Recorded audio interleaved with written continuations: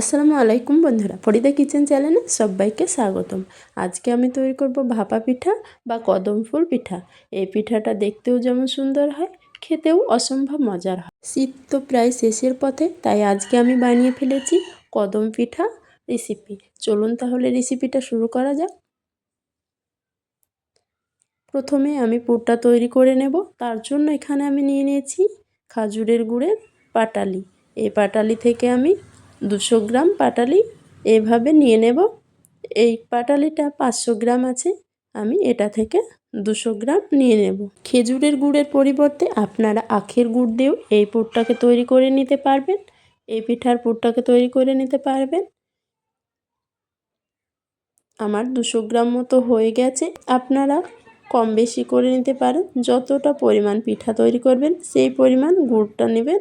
গ্যাসে কড়াই চাপিয়েছি। কড়াইতে নারকেল কোড়া আমি এখানে 1 বাটি নিয়েছি। নারকেল কোড়াটা পুরোটা দিয়েছি আর খেজুরের গুড়টা দিয়ে নাড়াচাড়া করে পুরটাকে তৈরি করে নেব। এ সময় গ্যাসের আঁচটাকে মিডিয়াম আঁচে রেখে পুরটাকে তৈরি করে নিতে হবে। এই দেখুন গুড়টা পুরোটা গলে গেছে। এই দেখুন, এবার নাড়াচাড়া করে গুড়টাকে শুকিয়ে নেব। গুড় থেকে যে রসটা বেরিয়েছে সেটাকে আমি জাল করে আঠালো ভাব তৈরি করব। এই দেখুন পুরটায় আঠালো ভাবটা চলে এসেছে। আমার পুরটা তৈরি হয়ে গেছে। এবার আমি পুরটাকে নামিয়ে নেব। নামিয়ে একটা প্লেটে ঢেলে নেব।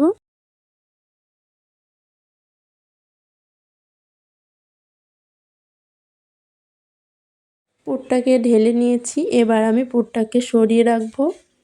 এখানে আমি একটা বোল নিয়ে নিয়েছি। বলে আমি চাল ভিজিয়ে রাখবো। চালটা আমি এখানে বাসমতি চাল নিয়েছি। চালটাকে ভিজিয়ে রাখবো। চালটা আমি 60 গ্রাম নিয়েছি। চালটাকে ভিজিয়ে 10 মিনিট মতো রেখে দেব। আবার গ্যাসে কড়াই চাপিয়েছি। 1 কাপ পরিমাণ পানি দিলাম, স্বাদ মতো নুন। পানিটাকে জাল করে ফুটিয়ে নেব। এই দেখুন পানিটা ফুটে এসেছে। এবার আমি 1 কাপ পরিমাণ চালের গুঁড়ো দেব। 1 কাপ পরিমাণ পানিতে 1 কাপ পরিমাণে চালের গুঁড়ো দিতে হবে। এ সময় গ্যাসের আঁচটাকে একদম মিডিয়াম রেখে এটাকে তৈরি করে নিতে হবে। অনবরত নাড়াচাড়া করে এই চালের গুঁড়োটাকে, আমি এখানে আতপ চালের গুঁড়ো নিয়েছি। আপনারা চাইলে অন্য চালের গুঁড়ো দিয়েও এই পিঠাটাকে তৈরি করে নিতে পারবেন। এই দেখুন নাড়াচাড়া করে এটাকে তৈরি করে নিয়েছি। একটা ডো তৈরি করে নিয়েছি, হয়ে গেছে। এবার নামিয়ে নেব। নামিয়ে একটা বলে ঢেলে নেব। ঢেলে নিয়েছি। এবার ঠান্ডা করে নেব। হালকা ঠান্ডা করে নিয়েছি। এবার হাত দিয়ে মথে নেব। এভাবে মথে নিতে হবে।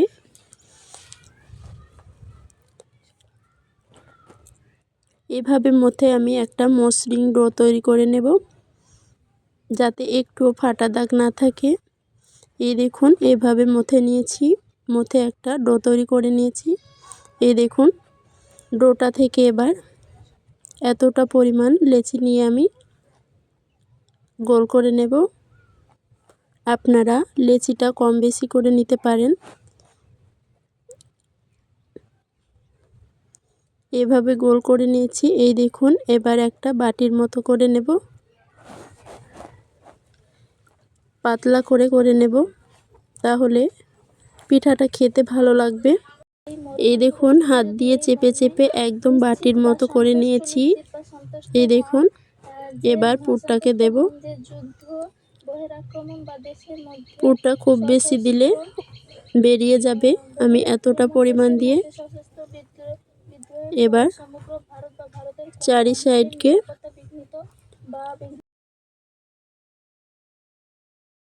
দিয়ে এবার চারি সাইডকে এভাবে মুড়িয়ে নেব। এই দেখুন এভাবে একটুও যাতে ফাঁকা না থাকে, পুরোটাকে এভাবে মুড়িয়ে একদম বন্ধ করে দিতে হবে। দিয়ে এবার 2 হাতের সাহায্যে গোল বলের মতো করে নেব। এই দেখুন বন্ধুরা এভাবে গোল করে নিতে হবে। এই দেখুন গোল বলের মতো করে নিয়েছি।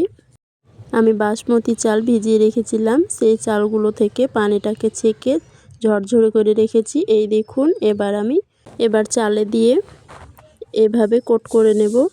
ভালোভাবে চালটাকে একদম লাগিয়ে নিয়েছি। এই দেখুন আমি আরেকটাও কদম পিঠা তৈরি করে দেখাচ্ছি। এই দেখুন একইভাবে গোল করে নিতে হবে, দিয়ে একটা বাটির মতো শেপ দিয়ে নেব। এই দেখুন এইভাবে একটু পাতলা করে নিতে হবে, তাহলে ভালো হবে। এই দেখুন এইভাবে বাটির মতো করে নিয়েছি। এবার পুরটাকে দিয়ে নেব।